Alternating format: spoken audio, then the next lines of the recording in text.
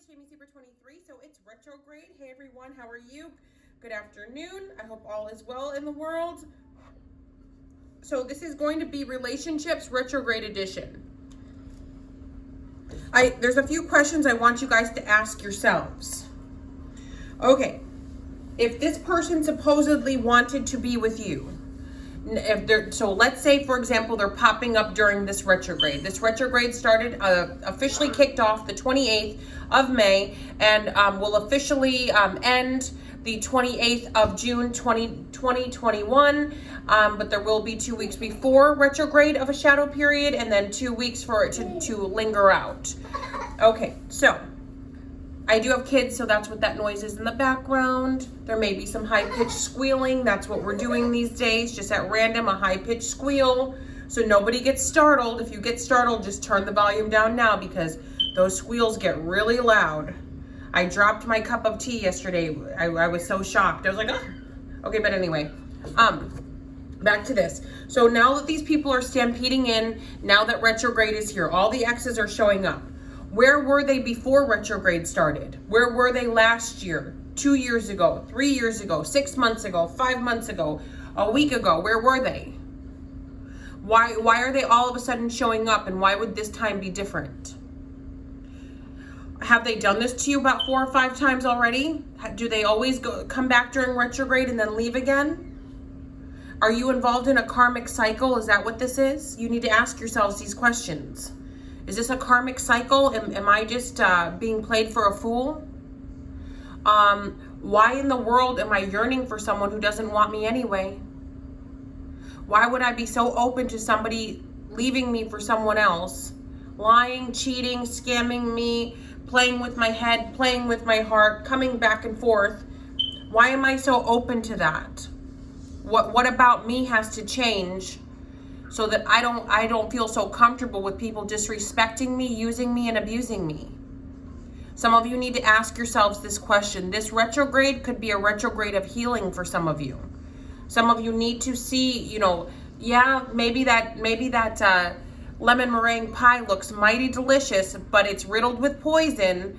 Yeah, but if I just eat a little bit, I'll only get a little bit sick, right? No, don't eat it.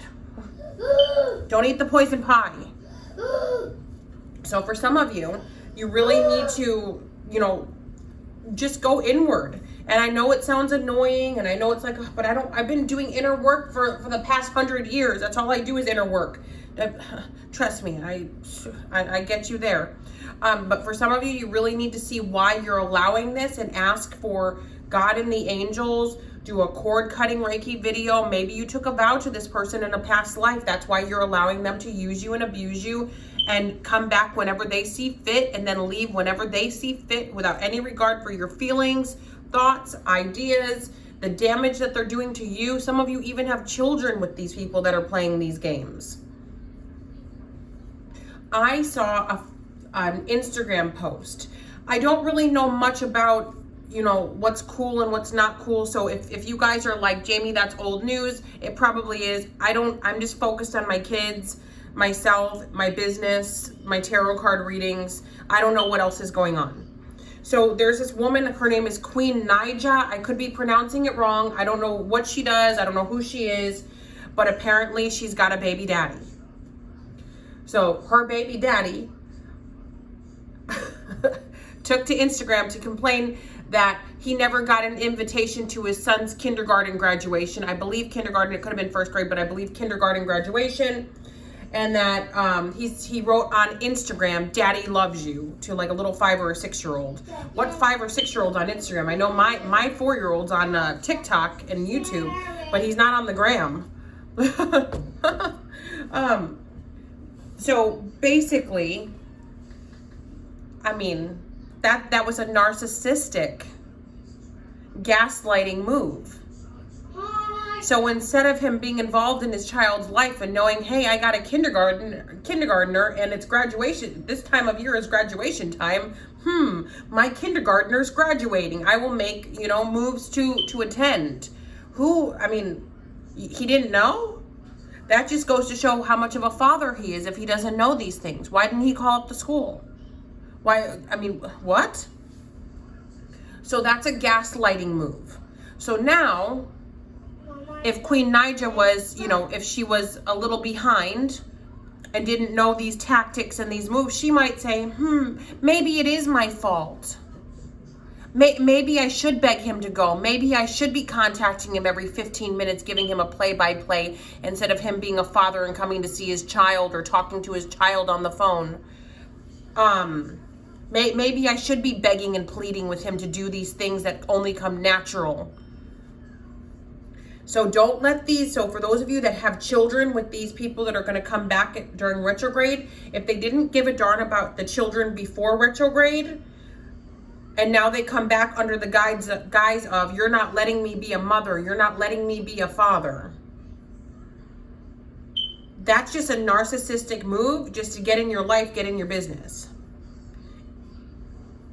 You know, there are some, so a disclaimer here, there are some people who genuinely, you know, are good parents, want to be parents, and maybe the other parent is causing trouble and making it so they can't be around their kid or whatever else, but that's not the case in the scenario I'm discussing.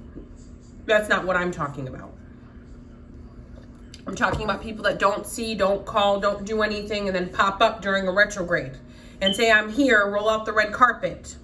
And then when you say, no, why don't you go back to the rock you crawled out from under, or the dude or the girl that you just crawled out from under? What are you doing over here? You know, at least call first. You know, make arrangements. Sure, you can see your kid. You know, just, you know, make arrangements, and we'll set up a play date, or we'll get the schedule going. We'll go to the child support office and get the schedule going. I'm talking about deadbeats here. I'm not talking about, you know, decent people. I'm talking about deadbeats. And I'm not speaking from my own experience at all. As you guys know, I have a great relationship. You know, I co-parent very, very well. So this is not anything about me. We co-parent very, very well. So anyway, so back to the narcissist, back to the retrograde, back to the people coming back, showing back up. Baby, turn that down just a little bit. Turn that down a little bit. Maxie. Turn that down a little bit. Hey, turn that down a little bit.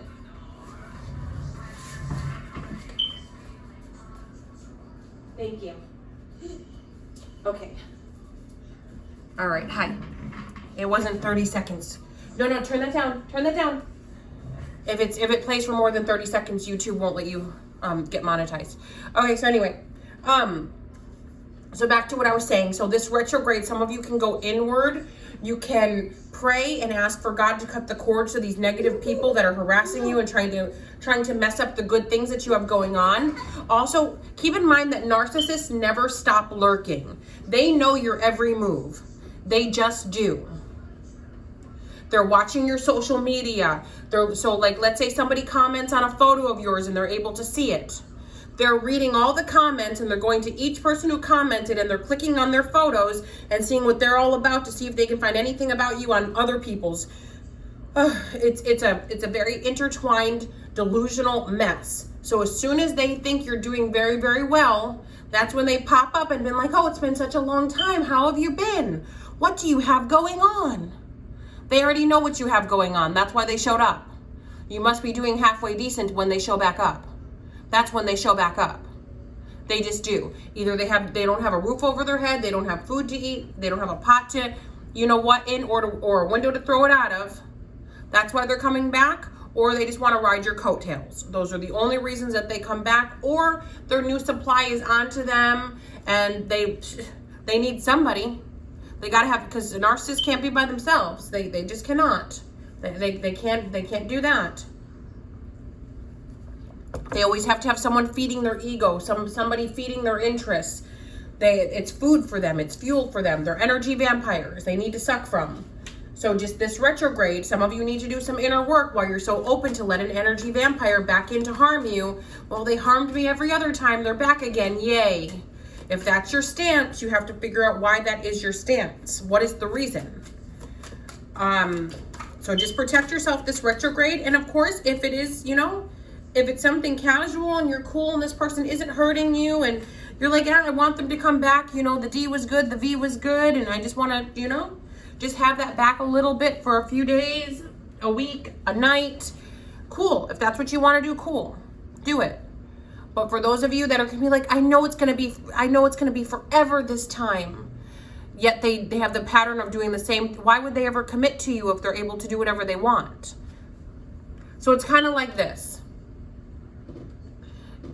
If, let's say there's a bank robber. The bank robber keeps robbing banks and the bank robber never gets in trouble. Why would the bank robber ever stop robbing banks? There's no consequences. So if a man can go and lay up with you and then go lay up with 30 other women and you know about it and you're cool with it, because you're cool with it if you're letting them come back. That's saying that you're okay with this. This is saying that this is something that you accept, something you condone, and possibly something that you welcome.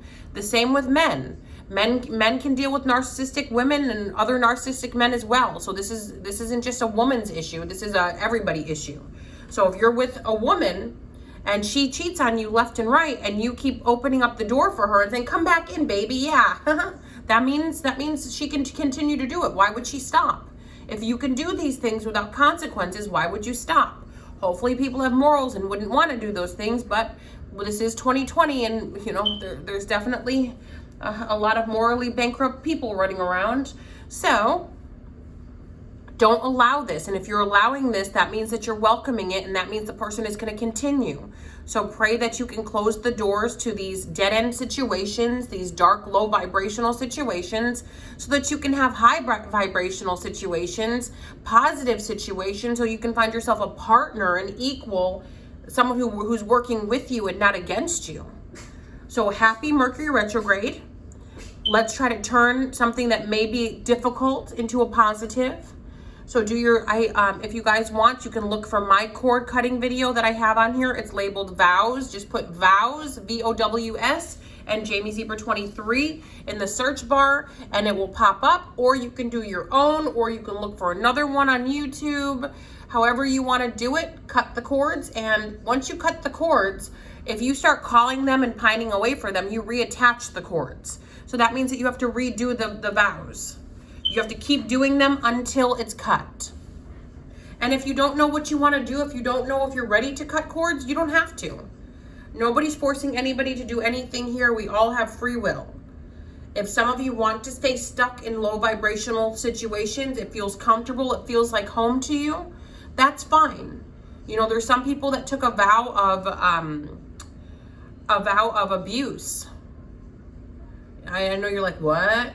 Yeah, some people took vows that they would always, be without, always have lack. There's people that take, not maybe in a previous lifetime, a vow of poverty, a vow of celibacy, a vow of whatever the vow may be.